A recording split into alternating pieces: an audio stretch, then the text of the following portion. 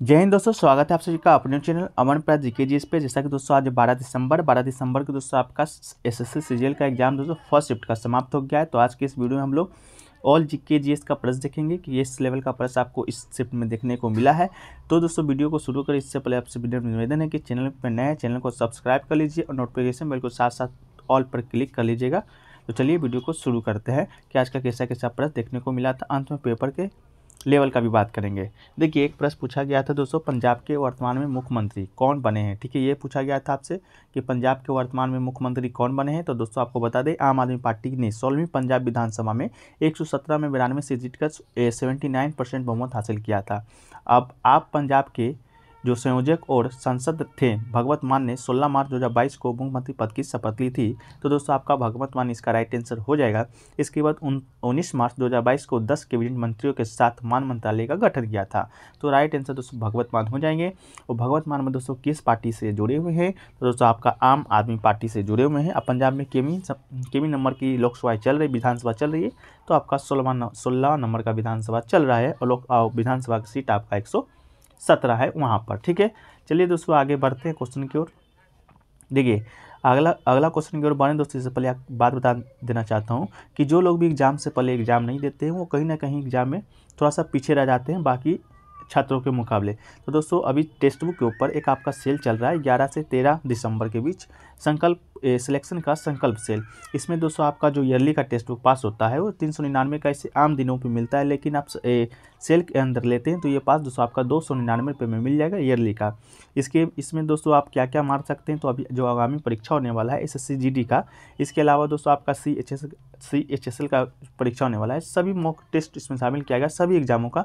इसके अलावा previous year question भी इसमें आपको दिया गया है। और इसके साथ ही साथ दोस्तों आप हमारा जो कूपन कोड है APG यूज करते हैं 10% का दोस्तों अतिरिक्त आपको ऑफ मिलता है। ये पास आपको 269 रुपये में ही मिल जाता है। तो डिस्क्रिप्शन में लिंक दिया गया है, जाकर वहाँ से आप डाउनलोड कर सकते हैं। और हमारा जो कूपन कोड है APG जरूर से ज़रूर यूज कीजिएगा।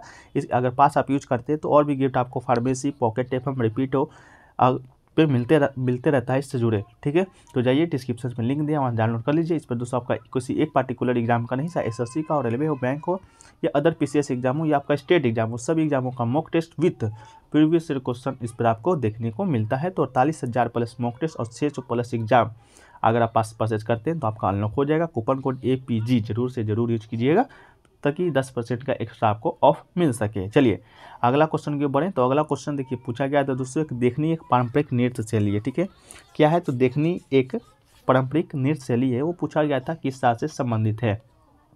ठीक है, तो दोस्तों इसका सही उत्तर आपका गोवा हो जाएगा। गोवा दोस्तों आपके ऑप्शन में भी दिया गया था। तो देखनी जो आपका पारंपरिक नृत्य शैली है वो दोस्तों आपका गोवा का एक नृत्य है।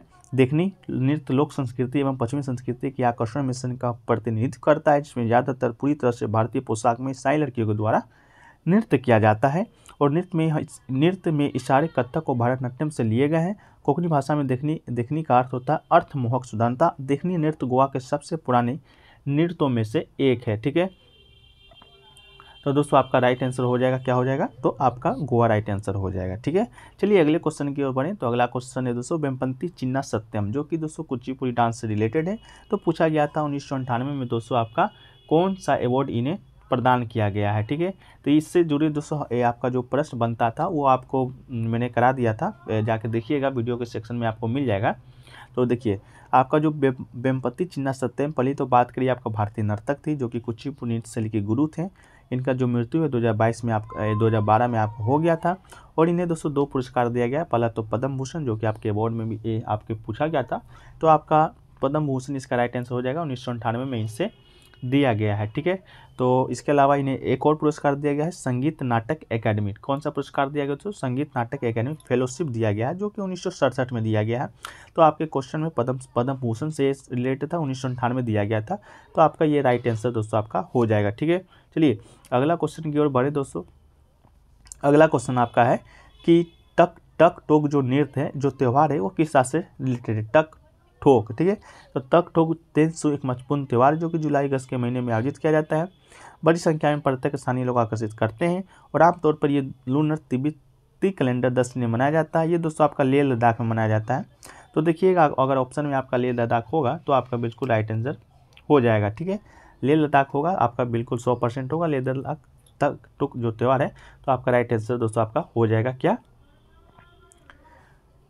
लेह लद्दाख। देखिए अगला क्वेश्चन की ओर बढ़ें दोस्तों, कोलेरू झील से संबंधित एक आपका प्रश्न आया था। प्रश्न तो दोस्तों आपका आया था शायद कि कथन से रिलेटेड था कि इनमें से कौन सा मतलब सत्य है असत्य, इस तरह का करके आया था। लेकिन दोस्तों आपका कोलेरू लेक से आपका देखने को मिला था। तो देखिए कोलोरी जो लेक है दोस्तों आपका, ये तो पहली बात कृष्णा और गोदावरी नदी के बीच में स्थित है। और ये कोलेरू झील एक मीठे पानी की झील है। कौन सा झील है दोस्तों, मीठे पानी का झील है, जो आंध्र प्रदेश के कृष्णा जिले में स्थित है। ठीक है, तो दोस्तों आपका आंध्र प्रदेश इस बिल्कुल राइट आंसर हो जाएगा। कोलेरू झील आपका कल या परसों दोस्तों आपका हुआ था, एक FCI का एग्जाम हुआ था, उसमें भी दोस्तों ये प्रश्न पूछा गया था, कोलेरू झील किस नदियों के संगम पर स्थित है। तो उसका कृष्णा और गोदावरी नदी आपका राइट आंसर हो जाता। ठीक है, तो हर दिन का एनालिसिस आप देखते रहिए, जो भी आपका एग्जाम होते रहता है उससे आपको एक दिन कुछ ना कुछ प्रॉफिट मिलते ही रहेगा। एक क्वेश्चन पूछा गया था अग्निवीर योजना से संबंधित था कि अग्निवीर योजना है जो किससे संबंधित है। तो भारतीय सेना में दोस्तों आपका जो अग्निपथ स्कीम आया था ना, वो अंतर्गत पुरुष अग्निवीरों के साथ ही महिला अग्निवीरों को शामिल किया जाएगा। बेटियों को सेना पुलिस को अंतर्गत अग्निवीर जनरल ड्यूटी में शामिल किया जाएगा। अग्निवीर बनकर सेना पुलिस का हिस्सा बनने वाली बेटियों को महिला सेना पुलिस के तौर पर ड्यूटी करनी होगी। ठीक है, तो अग्निवीर से आपका यही प्रश्न आया था कि किससे संबंधित है। तो देख लीजिएगा एक बार क्या प्रश्न आया था, इसका आंसर क्या होगा कमेंट सेक्शन में बताइएगा। देखिए एक क्वेश्चन पूछा गया था दोस्तों आपका कि 1984 में आपका भोपाल गैस त्रासदी हुआ था, आपको मालूम होगा। तो पूछा गया था उस कंपनी का नाम क्या था। तो 1984 में एक भयानक औद्योगिक दुर्घटना हुई थी जिससे भोपाल गैस कांड या भोपाल गैस त्रासदी के नाम से जाना जाता है। तो भोपाल स्थित यूनियन कार्बाइड नामक कंपनी कारखाने से जहरीले गैस का रिसाव हुआ था। तो यूनियन कार्बाइड दोस्तों इस कंपनी का आपका नाम था। इसके अलावा जिसमें लगभग 215,000 लोगों की जान गई थी। अब बहुत सारे लोग अनेक तरह के शारीरिक अपंगता से लेकर अंधेपन का शिकार भी हुए थे। अब भोपाल गैस कांड में मिथाइल आइसोनाइट MIC नामक जहरीले गैस का रिसाव हुआ था। ये भी आपका एग्जाम का पार्ट बनते रहा है कि भोपाल गैस त्रासदी में कौन से गैस का रिसाव हुआ है। तो मिथाइल आइसोसाइनाइड दोस्तों इसका राइट आंसर हो जाएगा। एक क्वेश्चन देखिए पूछा गया था 2011 की जनगणना के अनुसार जनसंख्या घनत्व पूछा गया था भारत का शायद। तो देखिए तो 11 की जनगणना के अनुसार भारत का जनसंख्या घनत्व आपका 382 है। ठीक है, 382 है। तो आप सोच रहे होंगे जनसंख्या घनत्व क्या होता है। तो दोस्तों आपको बता दें कि 1 किलोमीटर में कितने लोग निवास करते हैं, उसी को दोस्तों जनसंख्या घनत्व के नाम से जाना जाता है। तो भारत में 1 किलोमीटर में 382 लोग निवास करते हैं, ये आपका क्वेश्चन पूछा गया था। इसके अलावा 2011 की जनगणना के अनुसार सबसे ज़्यादा जो जनसंख्या घनत्व आपका बिहार का है 1106 व्यक्तियों के साथ। ठीक है, 1 किलोमीटर में 1106 और भारत में 1 किलोमीटर में 382। तो सबसे कम दोस्तों कहाँ पर निवास करता है। तो सबसे कम AP मतलब अरुणाचल प्रदेश में निवास करता है, मात्र 17 लोग ही 1 किलोमीटर में निवास करते हैं। तो इन सभी फैक्टर्स को दोस्तों आपको याद रखने की जरूरत है। ठीक है, उत्तर प्रदेश में देख लीजिए 829 व्यक्ति, केरल में 807 व्यक्ति। ठीक है, देखिए एक 2011 जनगणना से संबंधित कुछ प्रश्न जो कि हर शिफ्ट में आपका पूछते हैं, हर एग्जाम में आपका आते रहा है। तो देखिए सबसे अधिक आबादी वाला राज्य की बात करें तो पहला आपका उत्तर प्रदेश, सबसे कम आबादी वाला केंद्र शासित प्रदेश आपका लक्षद्वीप, सबसे अधिक आबादी वाला केंद्र शासित प्रदेश दिल्ली। ठीक, उच्च लिंगानुपात केरल, उच्च साक्षरता दर कहाँ तक केरल, और उच्चतम घनत्व कहाँ तो आपका बिहार। ठीक है, चलिए अगला क्वेश्चन की ओर बढ़ते हैं। तो अगला क्वेश्चन देखिए, अगला क्वेश्चन है दोस्तों सॉल्ट पीटर का रासायनिक नाम आपसे पूछा गया था। क्या पूछा गया था दोस्तों आपका रासायनिक नाम पूछा गया था किसका, सॉल्ट पीटर का। ठीक है, तो देखिए पोटेशियम जो नाइट्रेट होता है उसका सॉल्ट पीटर का रासायनिक नाम है पोटेशियम नाइट्रेट। ये एक रासायनिक यौगिक है जिसे अनुसूत्र होता है KNO3, इसे सॉल्ट पीटर भी कहा जाता है। इसके अलावा यह एक आयनिक लवण है, तो इसका राइट आंसर पोटेशियम नाइट्रेट शायद राइट आंसर हो जाएगा। चाहे अनुसूत्र पूछा होगा तो KNO3 भी आपका राइट आंसर हो जाएगा।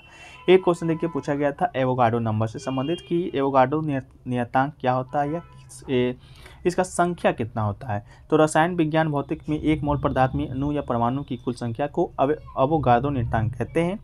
SI इकाई में इसका जो मान होता है 6.0221076 × 10 के पावर 23 मोल होता है। सबसे पहले अवागाड्रो नियतांक के जगह पर अवागाड्रो संख्या का प्रयोग किया जाता है, किंतु अभी इसे छोड़ दिया गया है। तो देखिएगा आपका यही राइट आंसर हो जाएगा। ठीक है, एक क्वेश्चन देखिए पूछा गया था, बक्सर का युद्ध किस वर्ष लड़ा गया था। तो बक्सर का युद्ध दोस्तों 22 या 23 अक्टूबर में 1764 ईस्वी में लड़ा गया था बक्सर नगर के आसपास ईस्ट इंडिया कंपनी के हेक्टर मुनरो और मुगल तथा नवाबों की सेना के बीच आपका लड़ा गया था। तो 1764 इसका राइट आंसर हो जाएगा। बक्सर का युद्ध दोस्तों ईस्ट इंडिया कंपनी के जो सेनापति था हेक्टर मुनरो का प्रतिनिधित्व कर रहा था। इसके साथ ही मुगल नवाब था, बंगाल के नवाब मीर कासिम थे, अवध का नवाब आपका शुजाउद्दौला था और मुगल बादशाह शाह आलम द्वितीय थे। इन तीनों की संयुक्त सेना अंग्रेजी कंपनी से लड़ रही थी।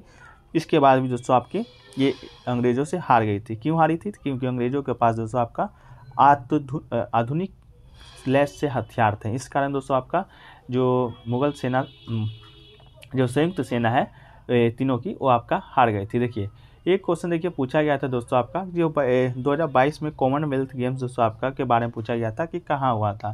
तो 2022 का जो कॉमनवेल्थ है दोस्तों आपका, वो आपका केमा कॉमनवेल्थ है, तो आपका 22वां कॉमनवेल्थ है। ठीक है, ये आपका 22वां कॉमनवेल्थ है। हुआ था क्या दोस्तों? बर्मिंघम आपका इंग्लैंड में हुआ था। ठीक है, कहाँ हुआ था? बर्मिंघम इंग्लैंड में हुआ था 28 जुलाई से 8 अगस्त के बीच। ठीक है, तो आपका ये बर्मिंघम आपका राइट आंसर हो जाएगा, जो कि इंग्लैंड में पड़ता है।